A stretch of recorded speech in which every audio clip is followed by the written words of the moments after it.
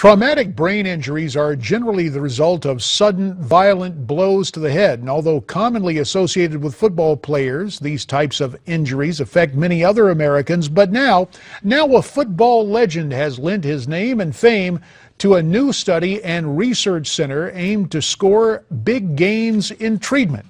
With this morning's Health Matters, we're pleased to be joined by Newsmax Deputy Health Editor Nick Tate, who is in our newsroom. We point out again, Nick is also the co-author of Da Vinci's Baby Boomer Survival Guide. Morning, Nick. Morning, JD. You know, I always loved Joe Namath when I was a kid growing up in Western New York in the 1970s, and the fact that he's now stepping up efforts to help NFL players like himself who've suffered repeated head injuries is giving us all another reason to pay attention to what he's up to these days. We recently caught up with Namath and the doctors he's working with on a new treatment for traumatic brain injuries that could truly be a game changer, and not only for former football players. Joe Namath has been known for many things over the years. His dazzling performance on the football field earned him a spot in the NFL Hall of Fame, and his larger-than-life persona off the field earned him the nickname Broadway Joe.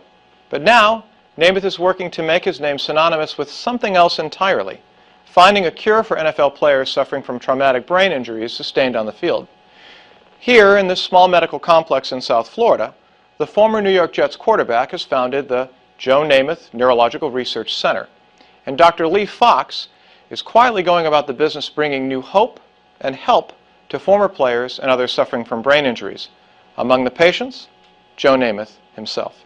After seeing some of my teammates, a couple of them literally deteriorate and pass on, and while during that period, I began to analyze and monitor myself, so to speak.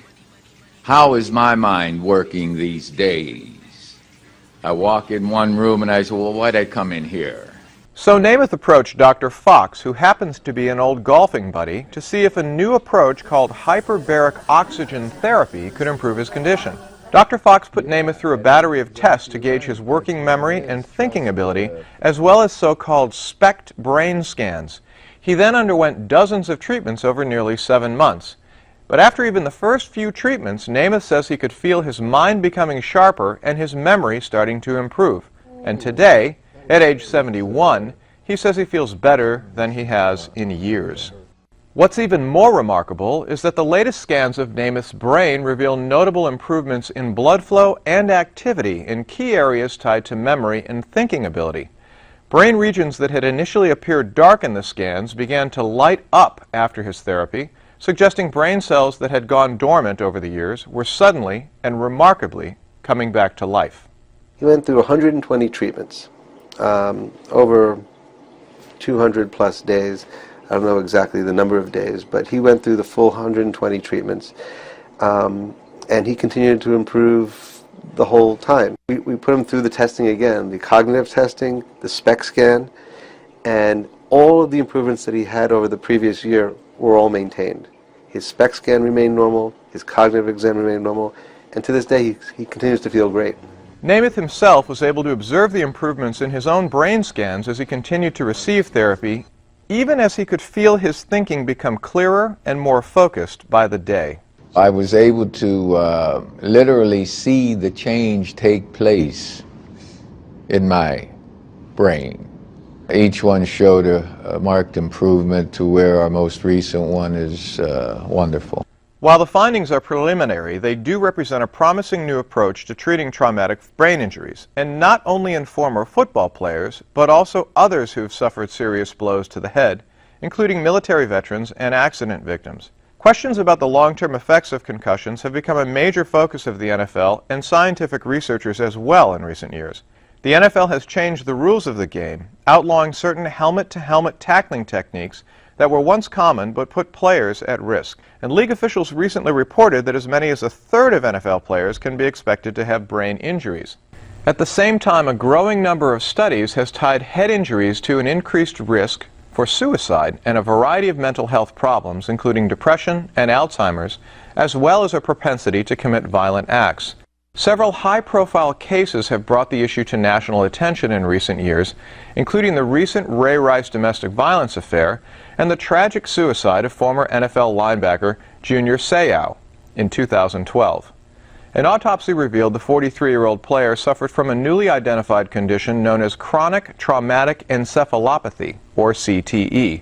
It's a progressive degenerative brain disease found in athletes and others with a history of repetitive brain trauma. Although he clearly had a history of head trauma playing in the NFL, Joe wasn't really suffering from chronic brain injury, but he had some very mild symptoms, and he's very cognizant of his health. He works out every day. He's a very healthy individual, and he started to notice some of the very earliest signs of cognitive impairment.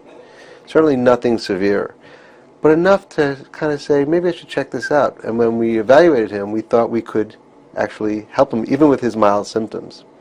And so he was our first patient to go through our trial. Hyperbaric oxygen therapy is an alternative treatment that has only recently become the focus of research as a promising new way to treat brain injuries. Such injuries can starve brain cells of vital oxygen, causing them to go dormant or even die. So as part of hyperbaric therapy, doctors flood the brain with high volumes of medical-grade oxygen to awaken dormant brain cells, reduce the extent of brain damage, and speed recovery and rehabilitation. Armed with the impressive and positive early results of the therapy's effectiveness, Namath has lent his name to the Jupiter Center and is now working to help raise the funds needed to conduct a wider Food and Drug Administration-approved clinical trial to evaluate whether it can truly reverse the effects of brain injury. For his part, Namath says he is not only hopeful that the center's work will lead to improvements for potentially millions of Americans with traumatic brain injuries, but he's also grateful for the benefits he has seen in his own life. You know, JD, it's amazing. They have lined up dozens of folks to participate in the next phase of this study, and now they're just waiting for the funding. So the hope is that we could see some answers in the next year or two. And, you know, for Namath, he recognizes that lending his name to this effort can really have a profound impact on raising its visibility and the prospects for success.